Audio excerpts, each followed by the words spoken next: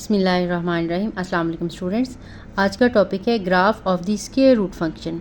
अब हमने जो है स्क्वायर रूट वाला अगर फंक्शन हो तो उसका ग्राफ जो है वो ड्रॉ करना सीखना है। हमें एग्जांपल नंबर 10 दी हुई है, इसमें y दिया हुआ है 2√x+1।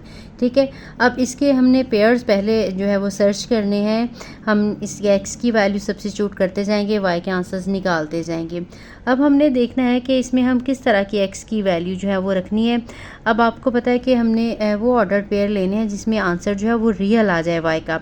अब x की वैल्यू देखें, अगर यहाँ पे 0 रखेंगे हमारे पास आंसर जो है वो ये पोर्शन 0 हो जाएगा और आंसर 1 आ जाएगा। ठीक है, नेगेटिव नंबर इसमें हम नहीं रख सकते क्योंकि -1 का जब हम स्क्वायर रूट लेंगे तो वो आयोटा की फॉर्म में आ जाएगा। -2 लेंगे, जितने भी हम x की वैल्यूज़ नेगेटिव लेते जाएंगे आंसर जो है वो इमेजिनरी ही आएगा। इसलिए हमने क्या करना है, इसकी जो डोमेन है वो क्योंकि ग्रेटर देन इक्वल टू 0 है, ठीक है, यहाँ पे लिखा हुआ है इसकी जो डोमेन है वो x greater than equal to 0 या पॉजिटिव रियल नंबर्स होंगे। ठीक है, 0 से बड़े कौन से नंबर होते हैं? Positive numbers. ठीक है, अगर 0 से छोटे नंबर्स की बात की जाए तो वो नेगेटिव नंबर्स होंगे। तो अब हमने सिर्फ पॉजिटिव नंबर्स लगाने हैं या 0 लगाना है। हमने 0 लगाया, इसकी वैल्यू 1 आ गई। अब हमने 1 लगाया, 1 का स्क्वायर रूट लेंगे 1 आ जाएगा। 1 को आपने 2 के साथ मल्टीप्लाई करना है तो 2 + 1 3 आ जाएगा। फिर हम इसमें 2 रखेंगे, 2 का स्क्वायर रूट लेना है अपने कैलकुलेटर से और उसकी जो है वैसे तो एक नॉन रिकरिंग नंबर आ जाएगा, डेसिमल में काफ़ी लंबा सारा। आपने पॉइंट के बाद एक डिजिट ले लेना, उसको राउंड ऑफ कर लें।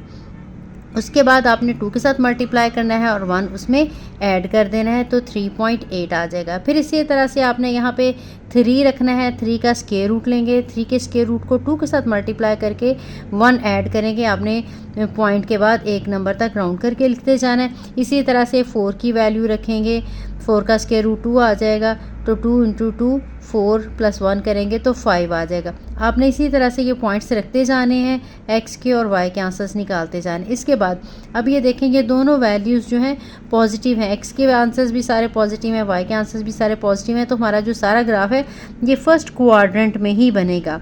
अब आपने क्या करना है, आपको पता है यहाँ पे x एक्सिस पे हमने ये वैल्यूज़ लगानी होती हैं, x भी और ये पहले वाले जो नंबर्स होते हैं और जो बाद वाले y की वैल्यूज़ हैं ये आपने इस तरह से ये जो हॉरिजॉन्टल एक्सिस होता है y एक्सिस, इस पे हमने लगानी होती हैं।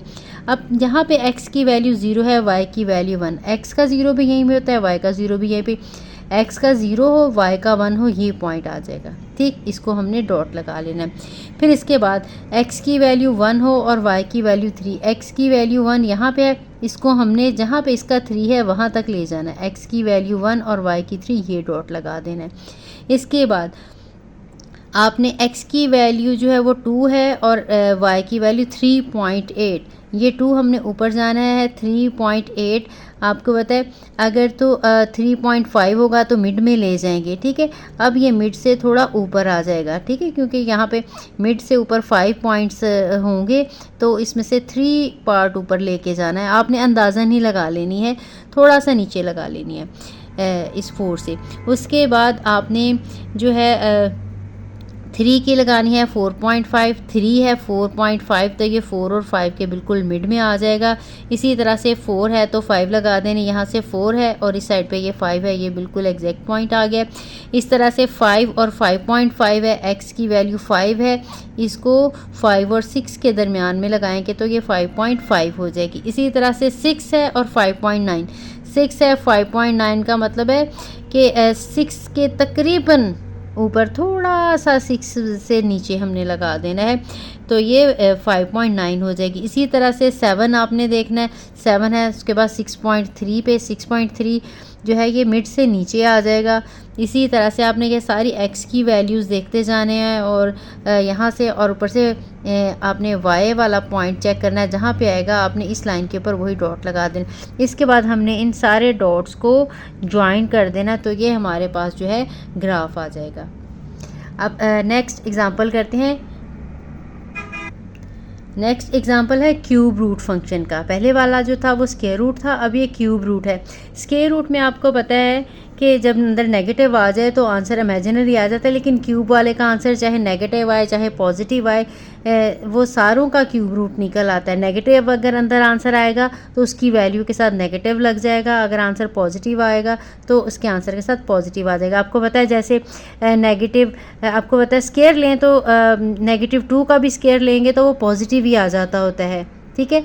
तो लेकिन आप जब नेगेटिव वाले का हम क्यूब लेते हैं तो नेगेटिव आ जाता है। तो इस तरह से अगेन जब क्यूब रूट लेंगे तो नेगेटिव अगर अंदर आंसर है तो उसके साथ नेगेटिव ही आ जाएगा। इसलिए अब हमने इसमें पॉजिटिव वैल्यूज़ भी x की लगानी है, नेगेटिव वैल्यू भी x की लगानी है, 0 भी लगाना है। तो ये -5 से स्टार्ट करके 5 जितने ज़रा आप क्लोज पॉइंट्स ले लेंगे उतना आपके लिए ग्राफ जो है वो ड्रॉ करना आसान हो जाएगा। ये -5 हमने लगाई है, यहाँ पे -5 लगाएंगे, -5 और -1 करेंगे -6। -6 का अपने क्यूब रूट निकालना है कैलकुलेटर की हेल्प से। कैलकुलेटर के ऊपर क्यूब रूट का जैसे स्क्वायर रूट का होता है इसी तरह से क्यूब रूट वाला या तो इस तरह से बन के ऊपर 3 लिखा होगा या x की पावर 1/3 लिखा होगा। तो आपने ये नंबर लिखने के बाद ये वाला बटन प्रेस करना है। कुछ कैलकुलेटर्स ऐसे होंगे जिसमें ये वाला पहले आपने लिखना होगा, उसके बाद हम वैल्यू लगा के इक्वल करते हैं, ठीक है। ये आपके कैलकुलेटर पे डिपेंड करता है कि किस टाइप का है। तो आपने इस तरह से इसके बाद यहाँ पे -4 रखना है तो -1 -5 आ जाएगा। -5 का स्क्वायर रूट लेंगे, नेगेटिव आ जाएगा। जो 5 के क्यूब रूट का आंसर होगा कैलकुलेटर से निकाल के आपने वो लिख देना है। इसी तरह से आपने -3 लगाना है, -2 लगाना है, -1 लगाना है, 0 लगाना है। 0 लगाएंगे तो -1 आ जाएगा। -1 का जब क्यूब रेट लेंगे तो वो -1 ही आ जाएगा।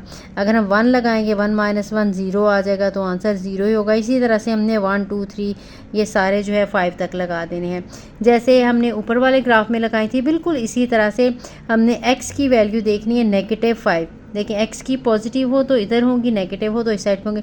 x की वैल्यू -5 ये है। अब y की वैल्यू भी नेगेटिव है तो हमने नीचे की तरफ देखना है, अगर y की वैल्यू पॉजिटिव हो तो हमने ऊपर की तरफ देखना है, ठीक है। अब x क्योंकि y की वैल्यू -1.8 थी तो हमने यहाँ पे अब देखें ये ज़्यादा पॉइंट्स में वैल्यू है, इसलिए यहाँ पे ये जो ग्राफ है ना ये भी हमने डिस्टेंस जो है एक की बजाय हमने कम रखा है। यानी ये नहीं किया कि यहाँ पे हमारे पास तो सिंपल 1 का डिफरेंस आ रहा था, ये जो वैल्यूज़ इसमें काफ़ी ज़्यादा है। तो आप ऐसे भी कर सकते हैं, 0.2 रख लें, फिर 0.4 रख लें, 0.6 रख लें, 0.8 रख लें, फिर इसके बाद जो है 1 रख लें। इसमें 0.55 का डिफरेंस इसमें रखा गया है, जो बुक में 0.5 है, फिर 1 है, फिर 1.5 है, फिर 2 है, फिर 2.5 है, फिर 3 होगा, ठीक है। आपने ज़रूरी नहीं है कि जो स्केल इसका रखा है वही स्केल आपने इसका रखना है। अगर तो वैल्यूज़ जो हैं उसी टाइप की आ रही हैं, अगर इसकी 5 तक आ रही हैं दूसरे की 6 7 तक आ रही है, फिर इक्वल ही रख ले। लेकिन अगर एक की वैल्यूज़ देखें यहाँ पे 5 तक जा रही हैं और यहाँ पे हमारी 2 भी नहीं है, 2 से भी कम ही है, तो हमारे लिए इस तरह से जो है वैल्यूज़ इनके दरमियान में अगर 1 और 2 लिखा है तो ये निकालनी ज़रा मुश्किल हो जाएगी। जब हम ये दूर लगा लेंगे, यानी हमने 1 जो है एक बॉक्स की बजाय 2 बॉक्स तक हमने लगाया, यानी 1 के 2 पार्ट्स कर लिए, तो फिर हमारे लिए आसान हो जाएगा। इसको मज़ीद भी अगर हम चाहते तो और भी कर सकते थे, जैसे कि मैंने पहले बताया 0.2 के डिस्टेंस पे भी लगा सकते थे, ठीक है। अब इसके बाद हमने पॉइंट लगाने हैं। -5 है, x की वैल्यू है 1.8, ये 1.5 है, ठीक है, और ये 2 है, इन दोनों के बिटवीन 1.8 होगा। तो यहाँ पे करके हमने ये देखें ये 5 के और यहाँ पे करके हमने ये डॉट लगा लिया।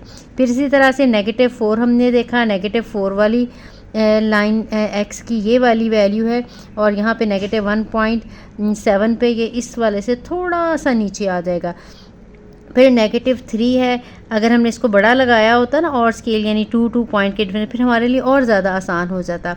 अब ये हमने 3x की वैल्यू -3 है और ये 1.6 है, -3 है और ये 1.5 है, तो ये 1.5 से थोड़ा सा ऊपर आ जाएगा, ठीक है। अब इनमें 5, ठीक है, दरमियान में इसके 5 जो है वैल्यूज़ हैं, 1.5 है, 1.6, फिर 1.7, 1.8, 1.9 और यहाँ पे 2 है, ठीक है।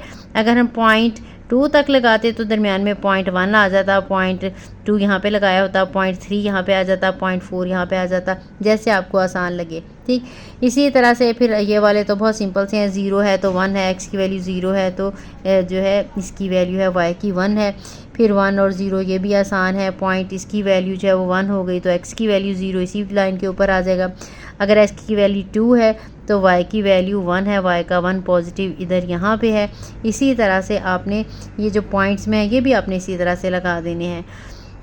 फिर 3 के साथ 1.3 है, 3 है और 1.31 और 1.5 के मिड से थोड़ा सा ऊपर आएगा वो आपने लगा दिया। ये आपने सारे डॉट्स लगाते जाना है। इसके बाद आपने इनको ज्वाइन कर लेना है, यही रिक्वायर्ड ग्राफ होगा।